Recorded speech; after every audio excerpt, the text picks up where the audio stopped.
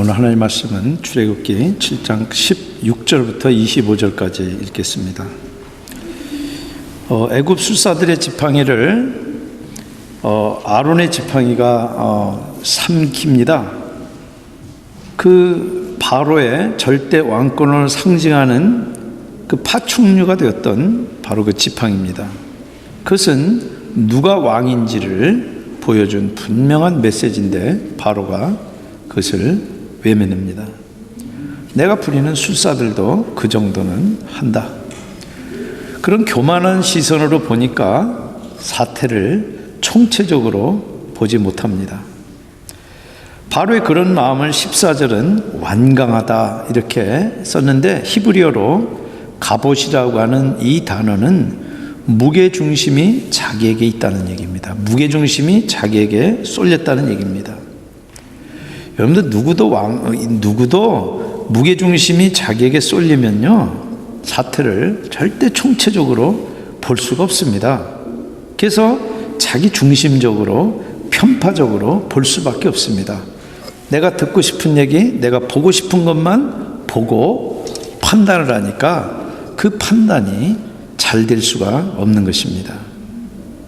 다른 게 재앙이 아니라 그게 바로 재앙입니다. 그게 재앙이에요.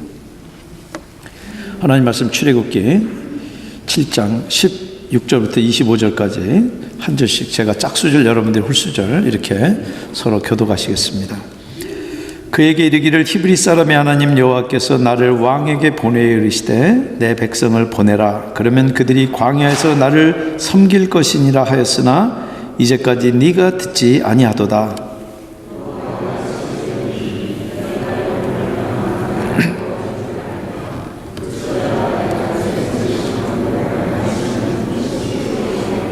나일강에 고기가 죽고 그 물에서는 악취가 나리니 애굽 사람들이 그 강물 마시기를 싫어하리라 하라.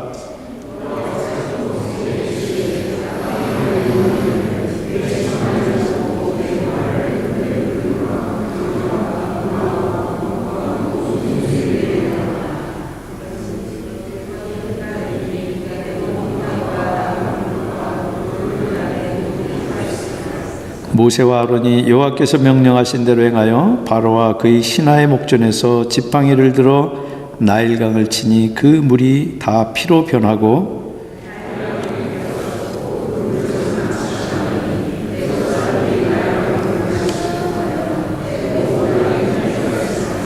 애굽 요술사들도 자기들의 요술로 그와 같이 행함으로 바로의 마음이 완악하여 그들의 말을 듣지 아니하니 여호와의 말씀과 같더라.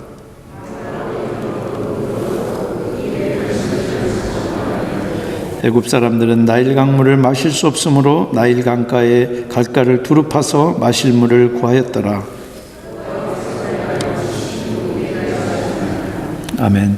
잠깐 같이 기도하시겠습니다.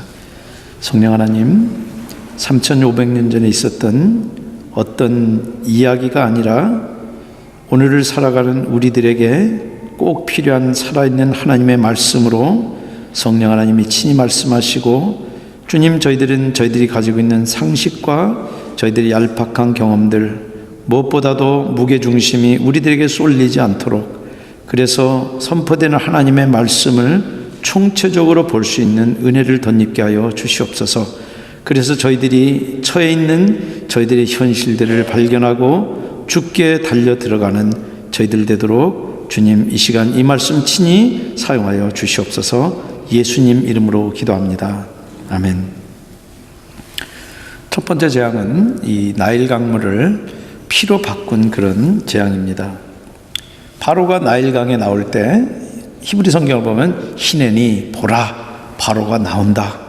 그랬을 때 모세가 지팡이를 들고 말합니다. 16절에 히브리 사람의 하나님 여호와께서 나를 왕에게 보내어 이르시되 내 백성을 보내라. 그들이 광야에서 나를 섬길 것이니라 했으나 이제까지 네가 듣지 아니하는도다. 그리고 나서 아론에게는 19절에 네 지팡이를 잡고 네 팔을 애굽의 물들과 하수들과 운하와 못과 모든 호수에 펴라. 그러면은 나일강이 피가 되리라. 그렇게 이야기를 합니다. 그래서 그 명령대로 바로와 그 신하들이 보는 앞에서 아론이 지팡이를 들어서 나일강을 치니까 강물이 피로 변합니다. 그러니까 피에서는 물고기가 살 수 없으니까 물고기들이 죽고, 그 물고기뿐만 아니라 물도 썩어서 악취가 나서 마실 수가 없게 됩니다. 창조과학자들이나 소위 내셔널 지오그래피에서는 이 이집트에서 벌어졌던 이 재앙을 자연 현상을 통해서 설명하기 위해서 노력을 합니다. 그래서 여러분들이 혹시 도서관에 가셔서 내셔널 지오그래피 아주 오래된 것들은 1900년대 이 전반 것들부터 있습니다. 그때 이집트의 메뚜기 재앙이라든지 피 재앙이라든지 여러 가지 것들을 지금도 벌어지는 자연 현상을 가지고 설명을 합니다. 그래서 특별히 여기 지금 나일강이 피로 변한 것도 적조 현상을 가지고 설명을 합니다. 물에 플랑크톤이 많아져서 붉게 변하는 것을 적조 현상이라고 그러는데, 그래서 처음에는 그게 통했는데 문제는 적조 현상은 바다에서만 생긴다는 것입니다. 나일강은 바닷물이 아니라 민물이에요. 그러니까 민물에서도 적조 현상이 일어나는 것을 과학적으로 설명하기 위해서 증거들을 찾고 그렇게 애를 씁니다. 적조 현상에서 물고기가 죽으니까 물고기들이 잡아먹을 그 올챙이 알들을 안 먹어서 개구리가 창궐했다. 인과관계가 그럴듯합니다. 그리고 고고학적인 지식들도 동원합니다. 실제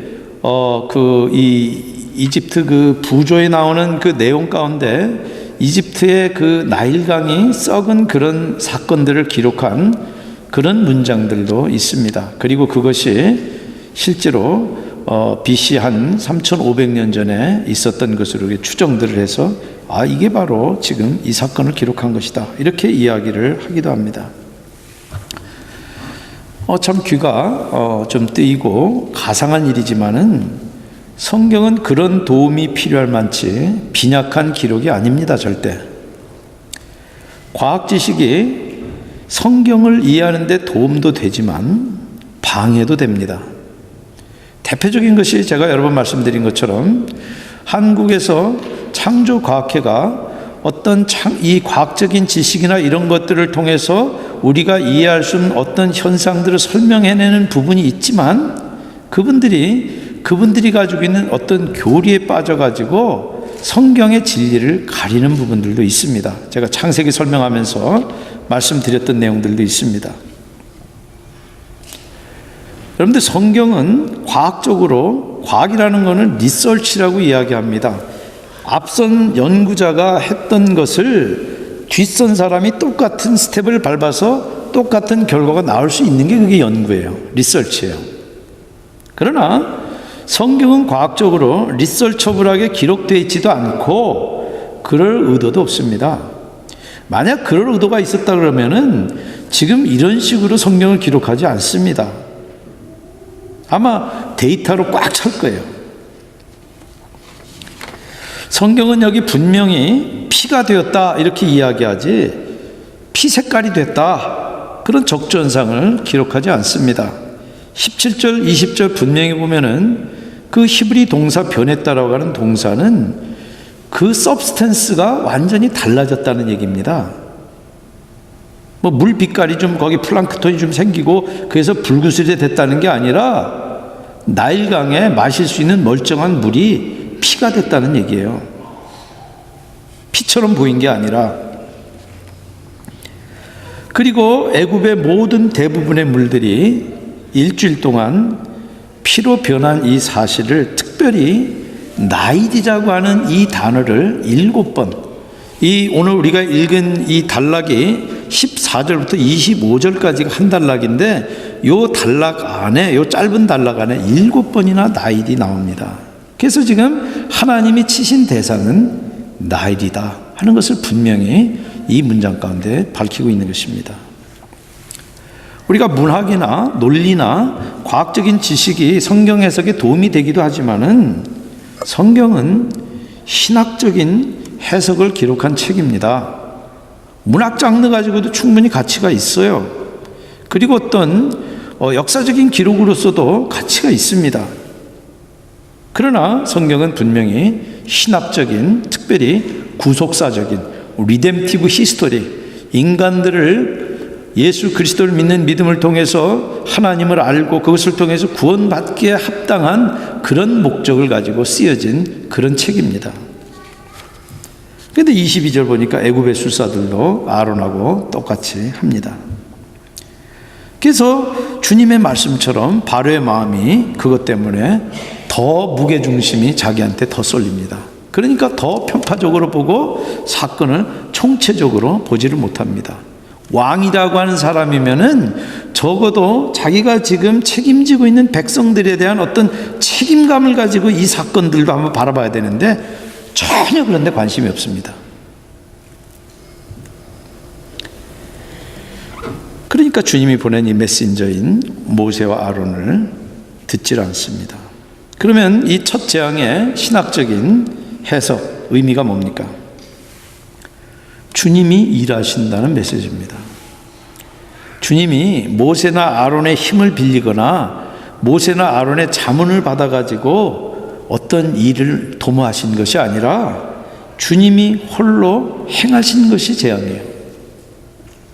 그리고 모세 아론은 주님이 이런 일을 이렇게 하신다라고 하는 것들을 전달해서 그 지금 벌어지는 일이 호커스 포커스로 우연히 되는 일이 아니라 하나님의 분명한 목적과 계획이 있다라고 하는 것을 알도록 하는 메신저예요. 물론 모세와 아론을 동원해 가지고 하나님이 지금 노예 해방 운동을 피거나 아니면 뭐 노동 운동을 지금 벌리는 게 아니에요. 지금 이 말씀은 전적으로 하나님이 하셨던 그 약속을 하나님이 지키는 그 기록이에요. 여러분들 아시는 대로 모세는 자기의 경험과 상식을 따랐다가 아주 호되게 비싼 수업료를 40년에 걸쳐서 지불했습니다. 여러분들 아무리 고상한 가치를 할지라도요, 자기의 힘과 자기 의를 내세워서는 절대 하나님의 일을 할 수 없습니다. 그러면 결국 자기 의가 내세우고 자기 주장과 자기 이념과 자기 논리가 앞서가기 때문에 하나님의 말씀을 무시하게 돼요. 주님 제발 간섭하지 마시고 뒷방에 처박혀 있다가 뒤티적거리나 좀 해주세요. 일이 잘못되면 그때나 좀 도와주세요. 주님의 뜻에 순종하기보다 자기식으로 하나님의 일을 하게 되는 겁니다. 여러분들 교회가 굉장히 그러기 쉽습니다. 교회에서 어떤 프로그램을 개발해서 그 프로그램이 잘 돌아가서 그게 참 효과가 있다 그러면은 그 다음에는 프로그램을 의지하지 절대 하나님을 의지하지 않아요. 그래서 그 프로그램이 잘 돌아가고 예산이 잘 들어오고 사람들이 많이 오고 그러면은 거기에 디펜드하지 하나님에게 디펜드하지 않으니까 프로그램에서 기도는 있지만은 진짜 기도하지 않아요. 하나님의 뜻을 알기 위한 하나님 말씀을 배우는 것이 아니라 프로그램으로 성경 이런 코스 저런 코스 이렇게 겪는 거란 말이에요. 여러분들 모세 아론 보십시오. 단 한마디나 털을 답니까? 그저 말씀에 순종하고 순종한 대로 그 메시지를 전달만 해요. 이게 주님 명령대로 행동했다. 그러니까 이 메시지는 행동을 강조한 메시지다. 그렇게 말씀하는 분들도 있습니다. 그러면은 그 논리는 이 두 사람이 주님의 말씀에 명령에 순종했기 때문에 기적이 일어났다는 메시지가 돼요. 근데 솔직히 한번 보십시오. 지금 순종이 어디서 나오는가? 모세 경우 보세요. 주님이 모세는 자기가 참았다 그러지만 사실은 답답한 건 하나님도 마찬가지예요. 주님이 40년 동안 참고 광야에서 다듬어서 그 연단 속에서 나온 순종 아닙니까? 그러면은 주님이 다듬어서 나온 순종이면은 그게 모세 일입니까? 주님이 하신 일이에요. 여러분들 성경이 주님의 말씀이라고 하는 뜻도 주님이 말씀하신 것을 주님이 친히 이루신다는 뜻에서 주님의 말씀이에요. 그래서 성경은 우리가 어떤 과거의 어떤 이야기나 아니면 하나님하고 관련되어 있는 무슨 옛날 이야기, 혹은 매뉴얼이 아니에요. 그래서 성공적인 결혼 생활을 위한, 성공적인 직장인으로 성공적인 라이프를 살기 위한 어떤 매뉴얼이 아니에요. 주님이 친히 말씀하신 기록이고, 그래서 그 가운데는 주님의 임재하심이 있어요. 하나님이 이야기해놓고, 야 그래 너 한번 힘써서 한번 열심히 해봐, 내가 한번 지켜볼게. 이거는 디즘 이신론이지 성경의 하나님이 아니에요. 말씀하신 대로 친히 이루신 기록이고, 지금도 그 말씀으로 친히 주님의 임재하심이 있고, 그 말씀대로 이루시고 있는 것이 바로 하나님의 말씀이에요. 그래서 지금도 누구든지 하나님의 말씀을 인격적으로 만나는 사람은 지금도 살아가는 일이 있고, 놀라운 변화들이 그 가운데 나타나는 거예요. 성경을 그런 목적으로 대하지 않기 때문에 쓰레기 같은 것만 우리들이 그 가운데서 지식들만 자꾸 늘어나고, 그러면서 그냥 자기를 내세우고 자기를 강화하고, 그리고 자기 살 길을 찾는데, 그런데 성경을 사용하고 있는 거예요. 지금도 기록된 대로 주님의 임재하심이 그 가운데 있고, 주님이 직접 일하고 계시는 것이 살아계신 하나님의 말씀입니다. 그 말씀이 친히 육신이 되신 것이 바로 우리 주님 예수 그리스도예요. 주님이 그 말씀을 어떻게 이루십니까? 제자들이 스스로 결심하고 일을 꽉 깨물고 그래가지고 순종하고 지켜냅니까? 절대 안 돼요. 여러분들 가운데 정말 내가 이렇게 굳게 정말 내가 맹세하고 다짐하고 그래가지고 여러분들이 아마 손을 깨물어가지고 혈세를 한번 써본 경험이 있는 사람들은 그렇게 안 된다는 걸 알 거예요. 저는 잘 알아요. 해봤기 때문에 잘 알아요. 그래서 이제는 그렇게 안 해요. 안 하려고 하는데도 지금도 제 깊은 속에 그런 강한 욕구가 있어요. 여러분들 사도 도마도 주님이 예루살렘에 간다 그러니까 뭐라 그럽니까? 우리도 죽으러 가자. 그리고 따라가는데, 따라가서 어떻게 됩니까? 주님이 잡히니까 어디로 숨었는지 찾을 수가 없어요. 딴 제자들은 몰라도 나는 절대로 배신 않습니다. 장담하고 여기 있던 대거까지, 단검까지 휘둘렀던 베드로가 딴 제자들보다 더하지 않습니까? 차라리 달아났으면은 저주까지 하면서 주님을 부인하진 않았을 텐데, 그런데 실은 그게 우리들의 리얼리티고 우리들의 모습입니다. 누구도 솔직히 자기 말한 대로 할 능력이 있는 사람은 이 가운데 아무도 없습니다. 내가 딸이 이뻐가지고 야 내가 너한테 초콜릿 사줄게. 뭐 한 3불이면은 사니까. 여러분들 주머니에 3불도 있고, 그리고 요 앞에 가면은 초콜릿 팩토리도 있고, 그리고 금방 갈 수 있지만, 여러분들이 여기 지금 약속한 이 순간부터 초콜릿 팩토리 가서 여러분들이 3불 지불하고 살 때 그 사이에 무슨 일이 일어날지 그거 여러분들이 장담할 수 있습니까? 아무도 장담할 수 없어요. 여러분들, 우리가 이야기한 것을 아무리 간단한 것도 내 스스로 지킬 능력이 원초적으로 없는 사람들입니다. 근데 내가 맹세하고 손에 장을 지진다 그러면은 그냥 장 지지고 사는 수밖에 없어요. 그렇지만 하나님의 말씀에는 아무 제약이 없습니다. 그 말씀은 온 우주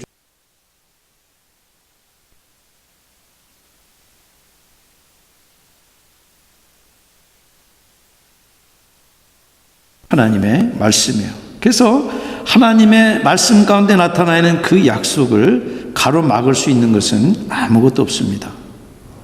지금 족장들하고 약속한 그 약속을 기억하고 그 약속을 지키는 게 출애굽이에요. 그렇기 때문에 모세와 아론이 어찌하든 간에 출애굽은 누구도 가로막을 수 없고 반드시 이루는 거예요. 알미니안들이 이야기하는 것처럼 모세가 순종을 했기 때문에 이 재앙이 왔고 결국 출애굽됐다 그러면은 아무리 주님 말씀이라 할지라도 인간 편에서 협력이 없으면은 주님도 방법이 없게 돼요. 그래서 알미니안들이 이야기하는 것처럼 말을 물가로 끌고 올 수는 있지만은 그 말의 물을 스스로 마셔야 된다. 그럴듯하지만 성경의 가르침이 아닙니다. 그러면서 순종하면 복 받는다. 순종해서 복 받는 게 아닙니다. 순종하면 순종 그 자체가 복이에요. 거기서 나오는 파생되는 것이 복이 아니라 순종 그 자체가 복이에요. 그런데 그 순종이 과연 내게서 스스로 나올 수 있는가 한번 보세요. 근데 순종은 내게서 나오지 않습니다. 하나님의 말씀의 능력과 권세로부터 나옵니다. 분명히 로마서 11장 32절에 하나님이 모든 사람을 순종치 아니하는 가운데 거두어 두심은 모든 사람에게 긍휼을 베풀려 하심이라. 모든 사람이 불순종 가운데 갇혀 있어요. 그러니까 자연스러운 것은 불순종이지 순종이 절대 아닙니다. 그런데 그런 불순종하는 내가 어떻게 말도 안 되는 정말 지식인들이 이야기할 수도 없는 그런 예수를 믿게 되었는지 그 일을 생각할 때마다 그것 같은 기적이 없어요. 그런데 그것은 바로 주님의 긍휼을 입었기 때문이에요. 만약에 제 스스로 제가 결정하고 제가 스스로 판단하고 그런다 그러면은 저 같은 사람은 절대 예수 믿을 사람이 아니에요. 여러분들 제 말이 주님이 다 하시니까 나는 가만히 있으면 된다. 그 말이 아닙니다. 여러분들 여기 순종이라고 하는 것은 소극적인 반응이 아니에요. 가장 적극적인 반응입니다. 적극적인 반응이라는 게 내가 막 한다는 게 아니라 가장 적극적인 반응은 가만히 있으면서 그 하나님을 믿는 거예요. 그래서 그 하나님 하시는 걸 보는 거예요. 여러분들 바로 손에서 출애굽시켜서 노예들을 예배자 삼은 게 출애굽의 기록 아닙니까? 사단의 손에서 풀어서 죄에 놓였던 우리들을 예배자 삼으신 거 아닙니까? 그 일을 누가 하셨어요? 주님이 홀로 하신 것이고 주님이 그 홀로 하신 것을 우리가 믿는 거예요. 그게 가장 적극적인 반응이고 가장 적극적인 순종입니다. 여러분들 우리가 이제 쭉 읽어보시면 출애굽기 이 장면 가운데서 믿는 사람이 안 보입니다. 바로 그렇죠. 바로의 신하들 그렇죠. 사실 이스라엘 백성들도 하는 거 보면은 지금 벌어지는 일을 굉장히 객관적으로 이렇게 멀리 떨어져가지고 이렇게 뜨악하게 보고 있어요. 믿는 사람은 지금 모세와 아론만 분명해요. 근데 10번이나 거절당하잖아요. 우리가 한두 번만 거절당해도 얼굴이 뻘개지는데 10번이나 거절당해요. 그리고 그 거절은 보통 사람의 거절이 아니라 그 나라의 왕의 거절이에요. 위협을 무릅쓰는. 그런데 불구하고 계속 지금 순종하고 있는 것은 이유가 하나밖에 없어요. 하나님의 말씀을 믿기 때문에 그러는 겁니다.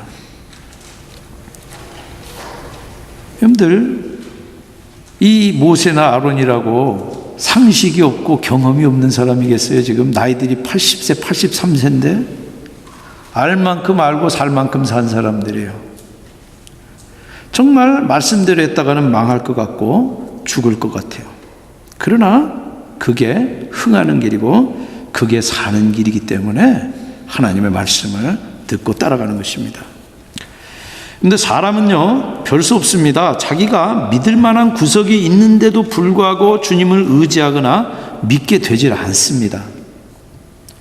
저만 그런 게 아니라 평생 한 수백 명의 선교사를 파송한 교회, 이름만 대면 아는 목사님이 은퇴하고 나서 고백한 말씀이 내가 평생 목회하면서 나는 교인들의 머리 숫자를 세고 교인들의 헌금에 울었다 웃었다 하면서 목회를 했다. 그렇게 고백을 하셨어요. 저는 그분의 고백이 절대 과장이라고 생각하지 않습니다. 그래서 주님은 종종 사람이 의지하고 믿는 것을 안개를 걷어내듯이, 그래서 안개에 갇혀서 안 보이던 그 총체적인 실질을 보도록 하기 위해서 주님께서는 사람이 의지하고 믿는 것을 때로는 걷어내십니다. 살 길이 자기 수중에 있지 않고 주님께만 있는 것을 사람이 밝히 보라는 것입니다. 지금 히브리인은 주님 것이니까 주님 보내서 이 광야로 내보내서 주님 섬기게 보내라 바로가 지금 안 들으니까 누가 참 하나님인지, 누가 지금 여기 생사여탈권을 쥐고 있는지 보여주시는 거예요. 바로라고 하는 말의 뜻이 태양의 아들이라는 얘기예요. 그리고 바로라고 하는 이 말 가운데 반신반인의 신격화되어 있는 그런 개념이 있는 것입니다. 그러니 얼마나 하늘이 높은지 모르겠어요.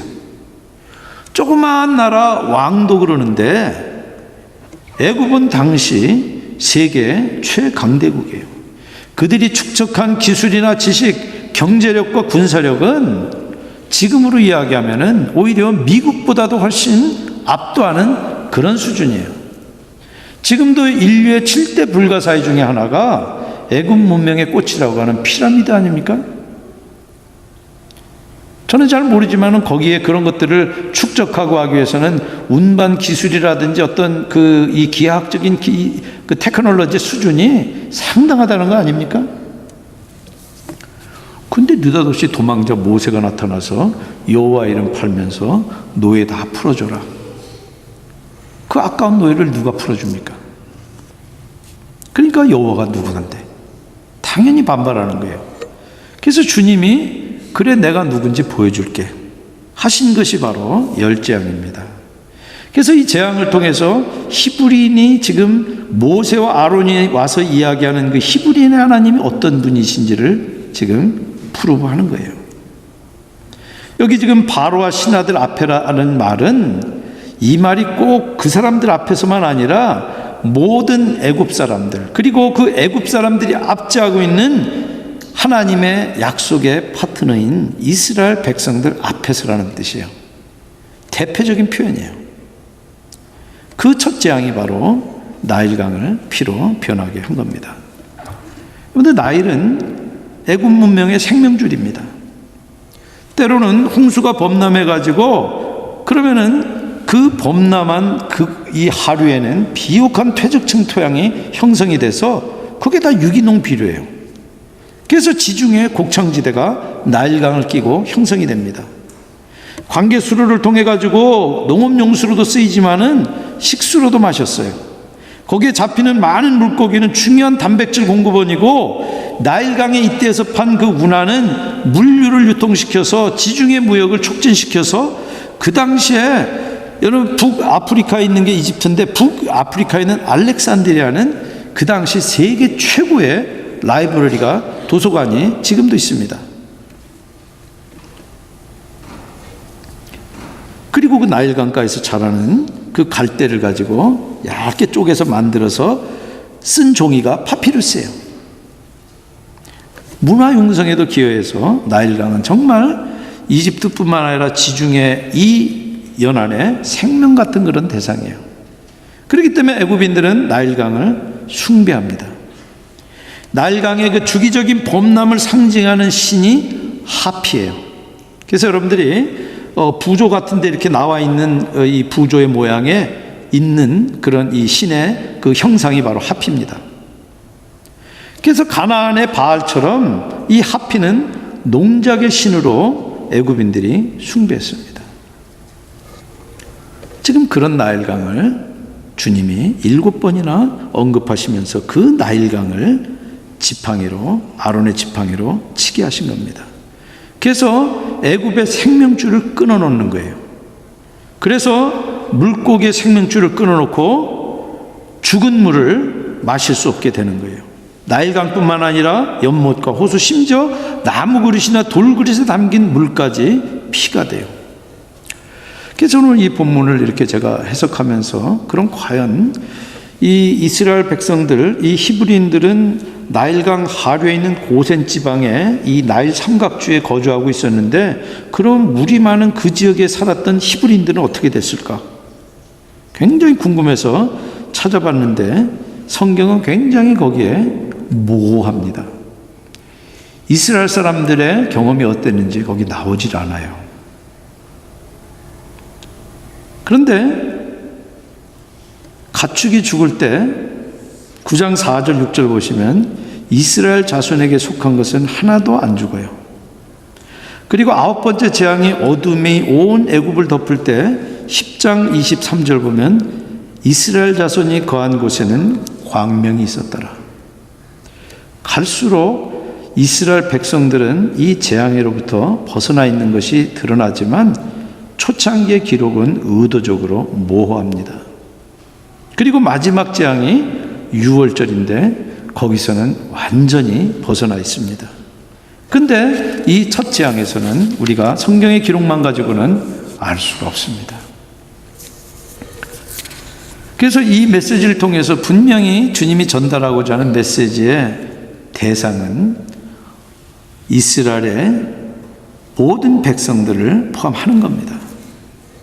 그러면서 지금 이 재앙을 일으키는 그분이 바로 여호와 하나님이신 것을 압니다. 알도록 지금 그런 의도를 가지고 하시는 거예요. 그럼 바로가 그거를 알아채야 되는데 애굽의 술사들이 같은 술수를 부립니다.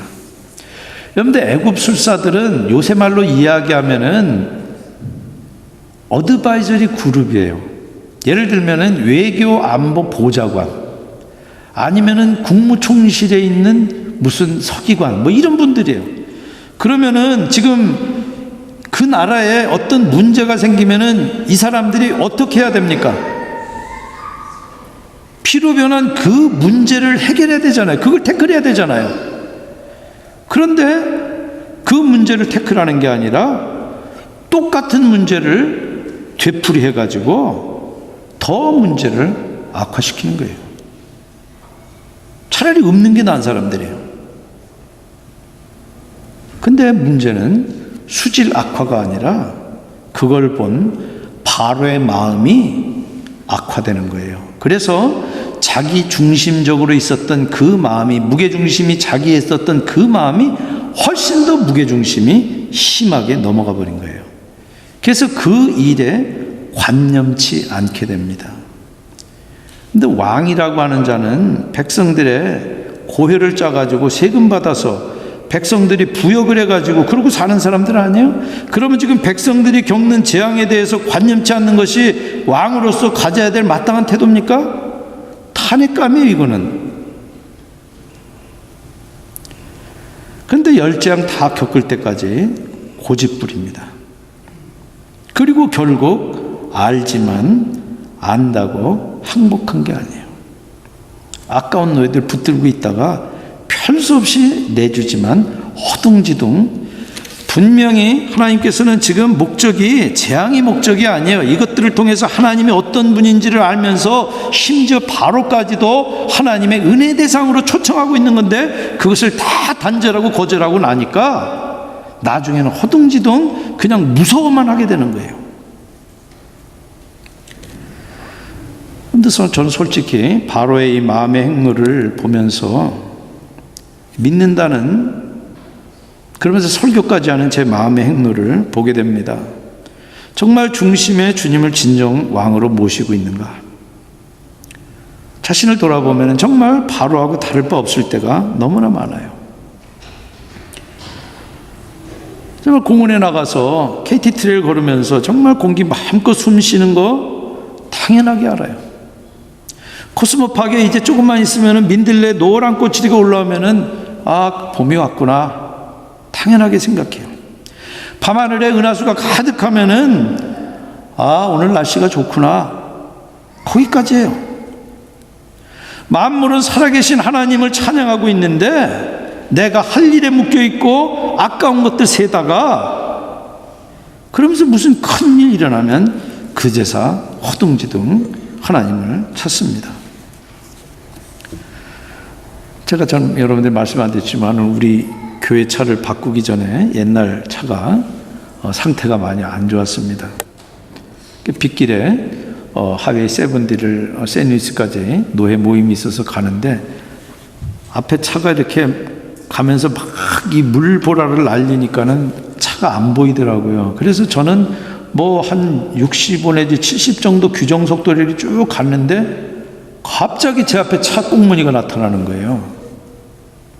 그래서 브레이크를 살짝 밟았는데 살짝 밟는 순간에 차가 완전히 자기 마음대로 이제 막 이 스키를 타더라고요. 그래서 그 짧은 순간에 하나님도 안 찾게 되더라고요. 그러고 나서 이제 겨우 컨트롤 해가지고 그렇게 살고 나니까 참 살아있는 게 감사하구나. 아이고 참 하나님 감사합니다. 근데 거기 한나절도 안 가더라고요. 그냥 차 타고 또 샌루이스 모임 마치고 나서 차 타고 여기 콜롬비아 돌아오는데 그 생각은 안 나더라고요. 감사한 마음이 없더라고요. 당연히 차 탔으니까 그냥 오고 당연히 내가 운전하니까 여기 도착하고 그렇게 되더라고요. 정말 저는 이런 설교할 자격이 없는 사람이에요.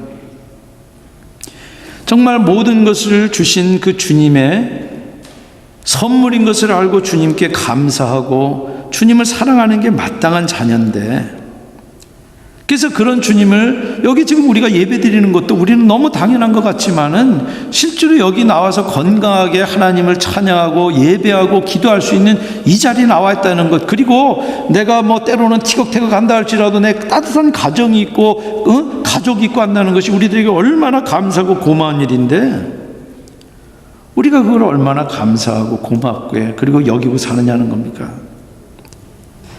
그런 걸 모르는 게 강팍한 거예요. 그런 걸 모르는 게 마음의 중심이, 무게중심이 자기한테 쏠린 거예요. 그래서 자기의 삶을 총체적으로 보질 못하는 거예요.